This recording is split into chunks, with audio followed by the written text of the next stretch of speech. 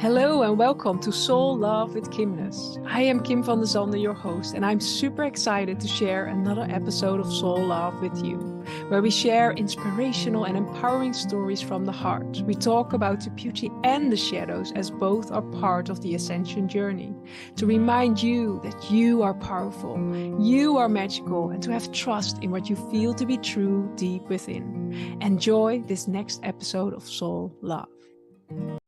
Before we start the next Soul Love conversation, I want to invite you to check out my amazing book, Activating the Flower of Love, a sacred guide for manifesting your deepest desires and highest calling.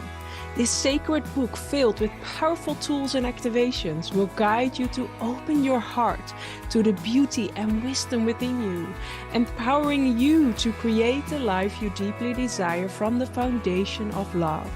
You can find Activating the Flower of Love in all the major online and offline bookstores in ebook or paperback, or you can check it out through my website, kimness.nl, where you can also discover the different ways of working with me and the latest updates on new starting programs.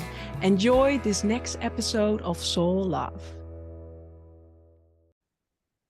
Welcome everyone to a new episode of Soul Love, and today I'm honored and excited to share a sacred conversation with Michelle Vandepas. And I'm really excited that you're here because you're the author of my solo book, Activating the Flower of Love. You're the CEO of Gracepoint Publishing, and I'm really excited to share this conversation with you and also to hear your story of empowerment and how, the journey you went on to be where you are today. So welcome within this sacred space. Thank you. So much fun to be here. Thanks for having me. It's really, it's fun also to have a conversation like this. So I'm really looking forward to hearing as well what sparked you to be on this journey and to share your voice, like what were pivotal moments. And I know it's a very big question, but most of the time there's one thing that pops up that feels like, okay, this is so present now. Yeah, it's been a very long time. I started my journey, I guess. We all kind of think there's a pivotal moment that's a spiritual awakening of some kind, maybe. Mm-hmm. At least for me, it was that started my journey. Obviously, we're all on this journey of life since, day one. But Yes.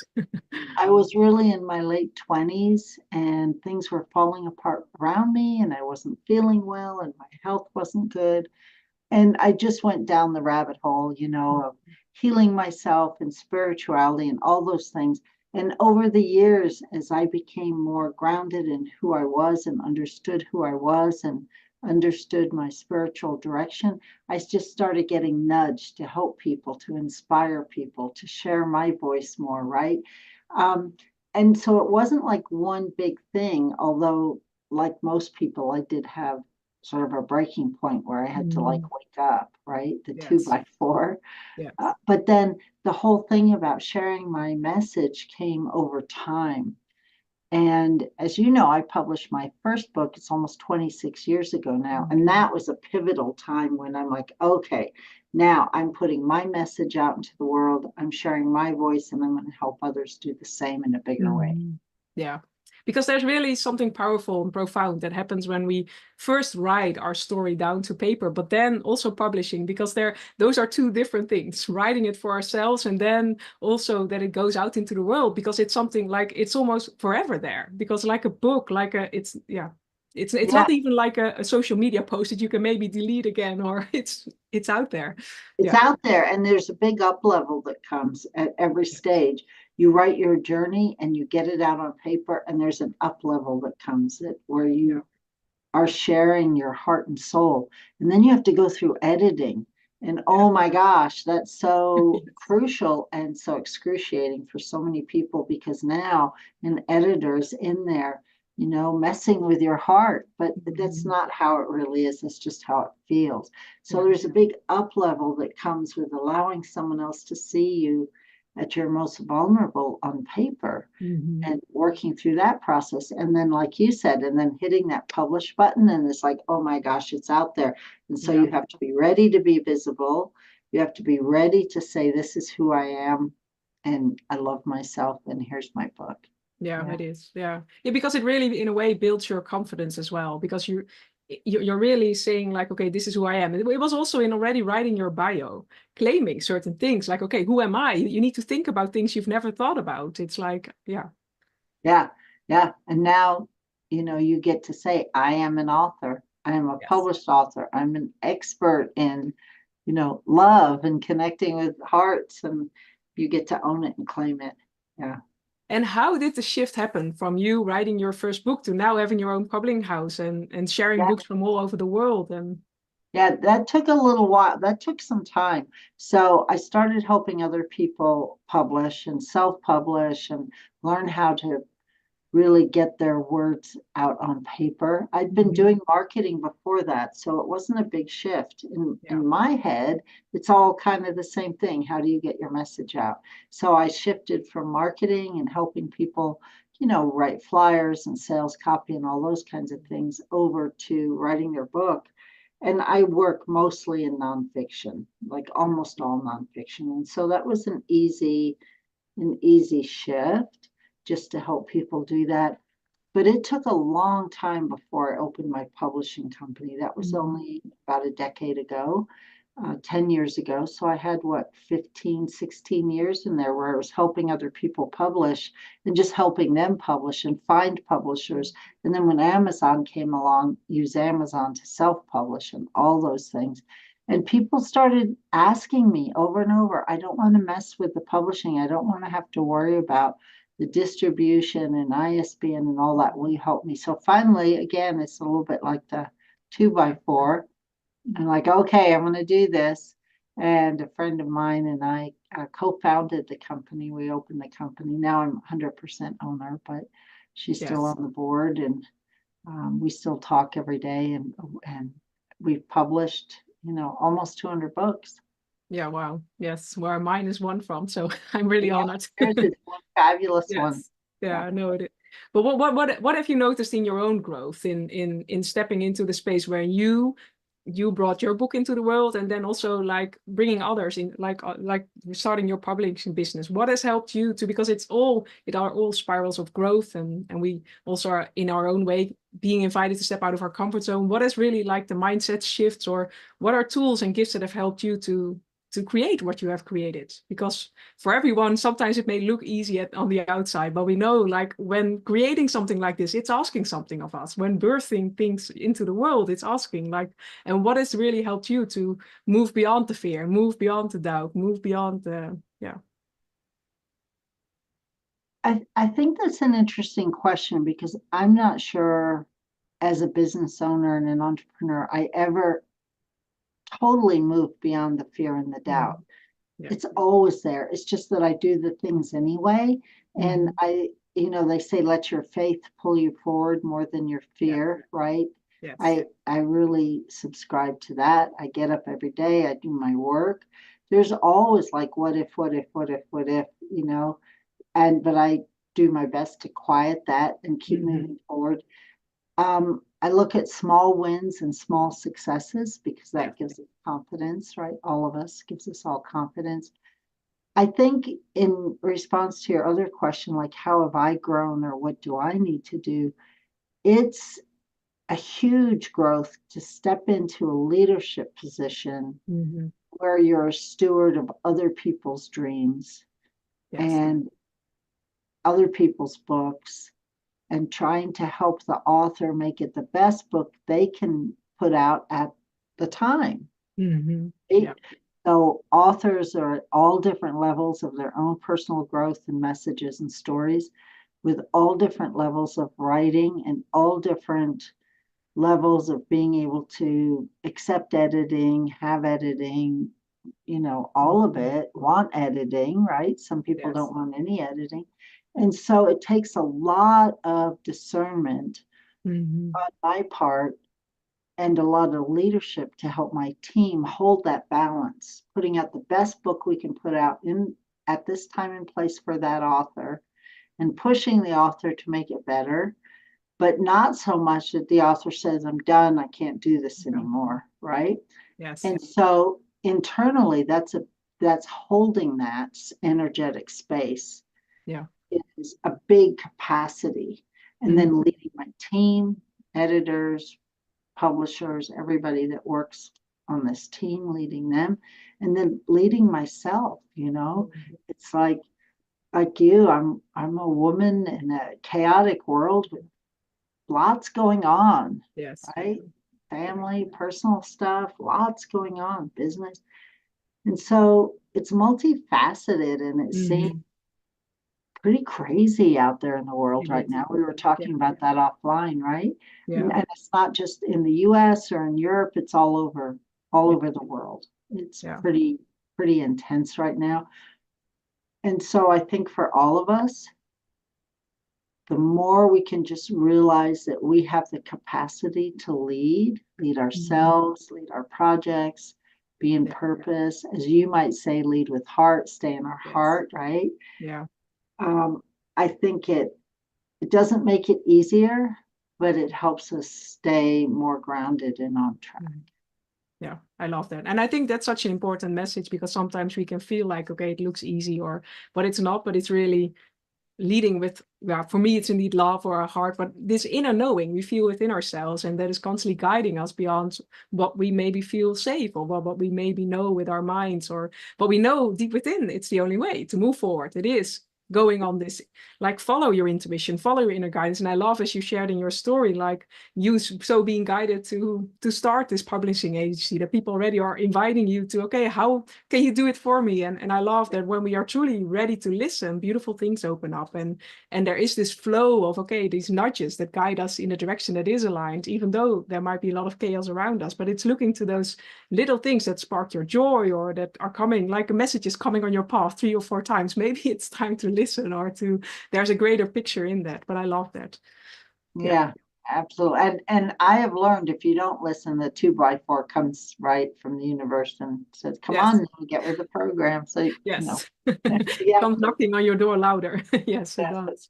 Yeah. And in your whole journey of helping other, like, because I think also tuning into this beautiful podcast, there are people that maybe feel there's a story for me that I want to be, that wants to go out into the world. How would you guide them into that? Or what would you say to them? Because I know a lot of people I also had, like, who am I to share this? And who is waiting for this? And I can't write a book, I'm dyslexic, or whatever way, but what would be your starting message to help them out? Yeah, so the first thing is, don't be afraid of writing down your thoughts, your feelings, speaking them out loud, getting them out. And don't worry about those are the words that are going to get published. They're not. They never are. You got to just get your words out, get your thoughts out. I recommend writing, but some people use audio and voice texting now. Getting them out, getting them processed, helps process them through your body, right? And then you get them out on paper. And what happens is, as you get all that out, I might call it a mind dump, new and beautiful things start emerging and bubbling up. And then you put those out, and then more comes up. We are an infinite well of inspiration and creativity. And so the more you put out, the more bubbles up within you. And so I recommend you keep doing that. You keep doing that. You keep doing that. And don't worry about, oh my gosh, this isn't good enough to publish. Oh my gosh, nobody can read that, because that's not the first step. The first step is just getting it out on paper. Eventually, we'll help you clean it up. But that's not the first step. The first step is committing to yourself. You're just going to start writing. Yeah. And also what for me really helped, like, because activating the flower of love, it didn't came in like chapter 1, 2, 3. No, it came in like chapter 18 and then 12. And at one point I saw it is going to be a book. It's going to be a story, but then you need to streamline the whole thing. But that's not the first thing. And also what really helped for me, like in the whole journey of editing, was having working titles, because I found it very difficult to say, okay, this is the title of this chapter, but when we have the freedom, like working titles, or it gives us like, okay, I can rest. This is just a concept and we can change it later. But it creates a lot. Sometimes we are so fixed on, okay, when I'm creating something, it needs to be the end project immediately. And it truly is, like, even for today, I'm really rereading my book each quarter. And each time I learn new things, each time deepening codes of love awaken within me, but we grow with our story. It's almost like, as you shared, like, as you start writing down, you open this lid. And the first thing that comes up is maybe just the little things. But when we commit to this, because that was also for me, the whole book came in 20 hours in 2 weeks. I committed 2 hours a day to just sit with myself. And Yeah. the first thing that came through, they were beautiful, but I think a lot of those were not in the book. And then at one point I hit the channel and it came through, and then the whole book. But it's you committing to yourself. And I think that's beautiful that you shared that, because it starts with that. It's not to write a book. It's you allowing your story to come out of you. And there's something alchemizing that happens when you write things onto paper, and when you, but it's you saying yes to you. And yeah. What a beautiful way to put that. That was perfect. Yes, well, that's how I felt it.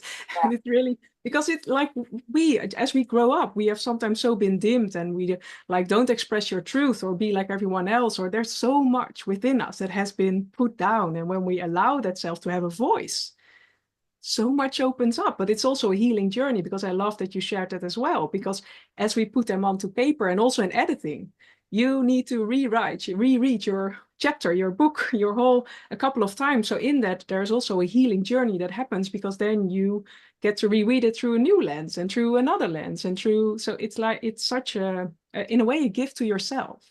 So I would invite everyone, if you feel that calling, to just dive in and start writing your story, because, and so much happens, like it's such a, beautiful, because we also need to become aware of things that have happened, and it creates this alchemizing process. Yeah, I'm really, I would say everyone tune in, but I don't know how, like in the 25 years or so that you've been doing this now, like what were beautiful moments where you shared maybe a book that came out, or something that really stood in your mind, like a magical thing? Or there are lots and lots and lots of magical moments with many authors. I think the thing that kind of happens across the board is when people say, I'm done with my manuscript, I don't want to touch it anymore. And then we work together to push the author just a little bit and really start polishing it. And they're like, wow, this is so much better, right? Yeah. So there is this place between first draft manuscript and when it gets published, where there's a whole nother level. And we talked about that, of up leveling, but that's where the magic happens. That's where you get, okay, my words, and I've worked so hard on this, and I've poured my heart and soul into it, and then it magically transforms into something that's really ready to go out in the world. And there's a lot of magic in there, and I see a lot of authors go through that. Sometimes authors give up at that point too. And anyone who's listening, I would encourage you, take a breath, take a break if you need to, but don't give up. You've got the hard part done. This is just another polishing. Right now, the Olympics are going on. You know, people could be watching this at any point.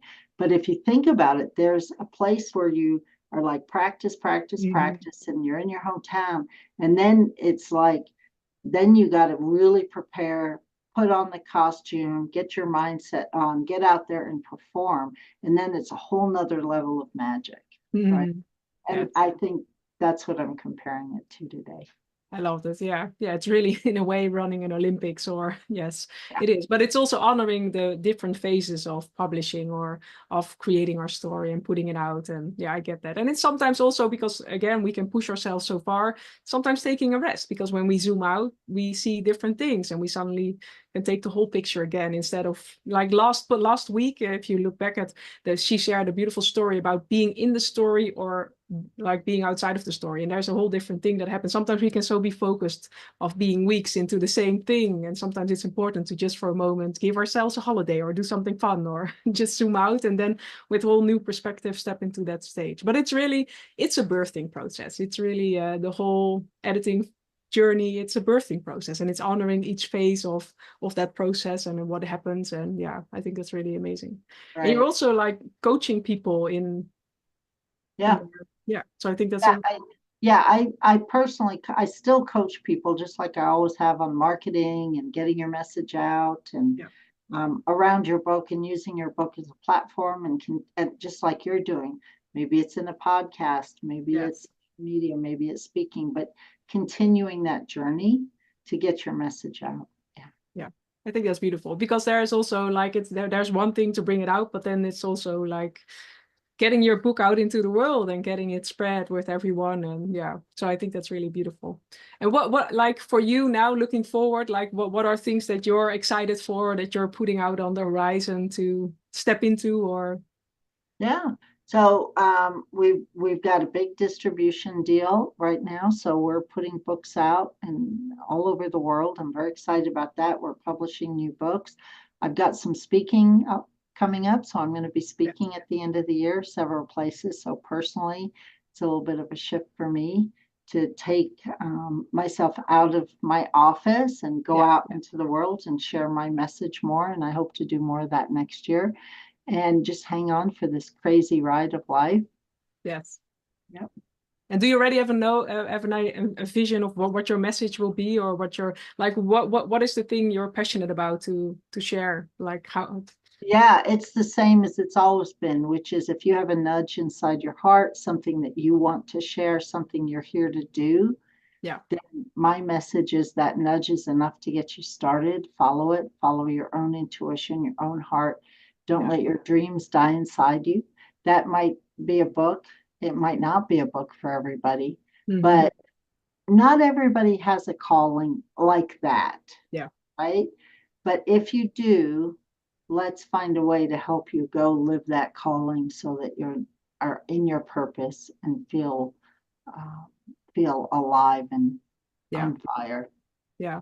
Yeah, because it's so important. Again, sometimes we can dim our lights or our inspiration, but we are here in a way for a reason. And that can be anything, like writing your book or starting your business or doing volunteer work or just being passionate about something you do.